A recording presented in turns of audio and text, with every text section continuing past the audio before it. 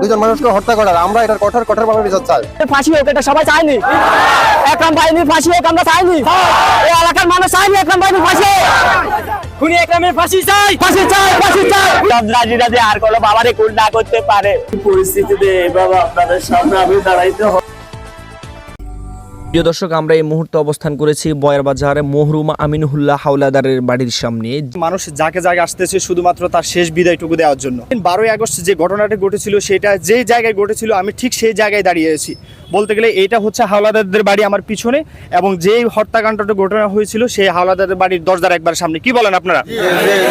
ঠিক আছে। উনি কেমন লোক ছিলেন আসলে? উনি খুব ভালো লোক ছিলেন, খুব ভালো। উনি জমাতে থাকতেন, উনি মানুষের সাথে চলতেন, উনি খুব ভালো লোক ছিলেন। আমরা শুধুমাত্র এলাকার পক্ষ থেকে ওই দিন কি হয়েছিল বা কি ঘটনা হয়েছিল, এই ফ্যামিলি কেমন বা দীর্ঘদিন পর্যন্ত যে সন্ত্রাসীরা হামলা করেছিল তারা এলাকাতে কেমন সন্ত্রাসী বিরাজ করে যাচ্ছে এই ব্যাপারে একটি স্টেটমেন্ট দিবেন আপনি।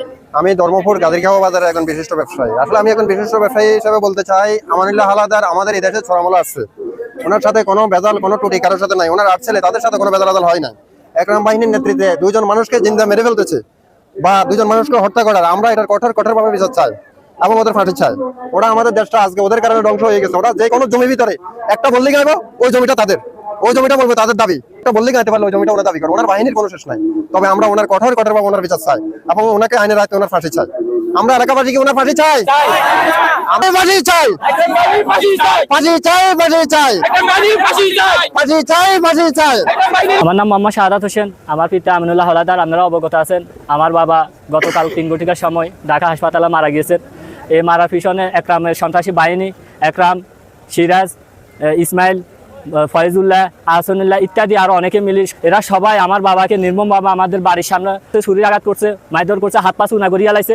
অবশেষে আমার বাবা চিকিৎসাধীন অবস্থায় মারা গেছে। এই সন্ত্রাসী বাহিনীর কঠিন বিচার হোক, তাদেরকে ফাঁসির আওতায় আনা হোক। আমরা প্রশাসনের দৃষ্টি আকর্ষণ করছি, প্রশাসন আমাদের সাথে ঠিকমতো অ্যাকুরেট কাজ করতেছে না। প্রশাসন যদি কাজ করতে এতদিন একটা আসামিও ঘোরাফেরা করতে না। আমার বাবা মৃত্যু সজ্জায়, কিন্তু প্রত্যেকটা আসামি এলাকাতে ঘোরাফেরা করছে, প্রশাসনের ব্যাপারে নজর দেয় নাই। এখন আমার বাবা মারা গেছে, আমি প্রশাসনের কাছে সাংবাদিক ভাইদের উদ্দেশ্যে বলতে চাই, প্রশাসন আমাদের পাশে আসুক, আমার বাবার হত্যার বিচার করা হোক, তাদেরকে প্রত্যেক আসামিকে গ্রেফতার করা হোক এবং ফাঁসির দড়িতে তাদেরকে কার্যকর করা হোক। সন্ত্রাসীদের ফাঁসি হোক, এটা সবাই চাইনি। একরাম বাহিনীর ফাঁসি হোক আমরা চাইনি। এই এলাকার মানুষ চাইনি একরাম বাহিনীর ফাঁসি। খুনি একরামের ফাঁসি চাই, ফাঁসি চাই, ফাঁসি চাই। খুনি একরামের ফাঁসি চাই, ফাঁসি চাই, ফাঁসি চাই। খুনি একরামের ফাঁসি চাই, ফাঁসি চাই, ফাঁসি চাই। খুনি ইসমাইলের ফাঁসি চাই, ফাঁসি চাই, ফাঁসি চাই। খুনি ইসমাইলের ফাঁসি চাই, ফাঁসি চাই, ফাঁসি চাই। আমরা 8 ভাইতে আমার একটা ভাই অনুমিত হলেও ফাইনাল লড়েন। আমার বাবা দুনিয়া ছেড়ে চলে গেছে। এই অবস্থায় কেউ কথা বলার মতো সত্যি আমার মনে হয় না আছে। তবে আমি কার কি হবে জানি না। আমি একটা জিনিস চাইতেছি যে আঙ্গ বুকে কোনো ছেলে বুকে আর না চলে একটা নিজের দরকার করো, এরকম একটা নিজের করো, আর কোনো ছেলের বুকে যে আগুন না জ্বলে। এই বিচার দেখেছে সন্ত্রাসীরা যে আর কোনো বাবারে খুন না করতে পারে।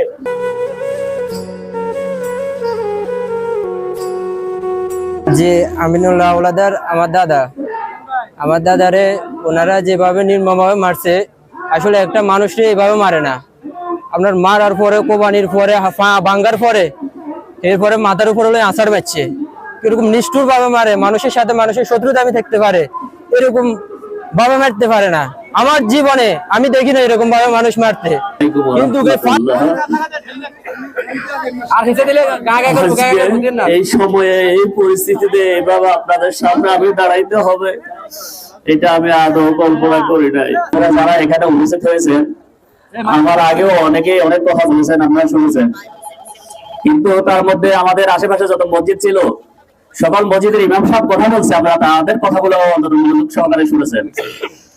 তো এই মসজিদে ইমাম সাহেবেরা তো আশা করি কেউ মিথ্যা বলে নাই। যারা আমরা পুরো সমাজ তাদের পিছিয়ে ইক্তাদা করি, তাদের পিছিয়ে নামাজ পড়ি, তারাই সত্যবাদী। তারা যদি সত্য বলিয়া থাকে তাহলে আমার বাবা এবং আমার ফ্যামিলি অন্তত নির্দোষ, এটা প্রমাণ করে। অথচ মাত্র 5% জুলুমকারী, সাদাবাজ, সন্ত্রাস এদের রাজধানীতে, অথচ দেখলাম আদালতে এরা 5% সাক্ষীটা অন্তত আমরা নিরীহ যারা অসহায় মানুষ তারা ফাঁসি যায়।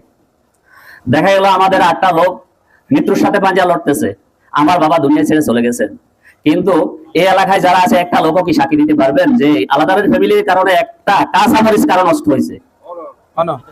আমার হাওলাদারের ছেলেরা কারো 1 টাকা মারি খাইছে বা কারো মাথায় বাড়ি দিছে, কারোর সাথে খারাপ ব্যবহার করছে, বুকে সাহস আগে একটা লোক সাক্ষী দেন।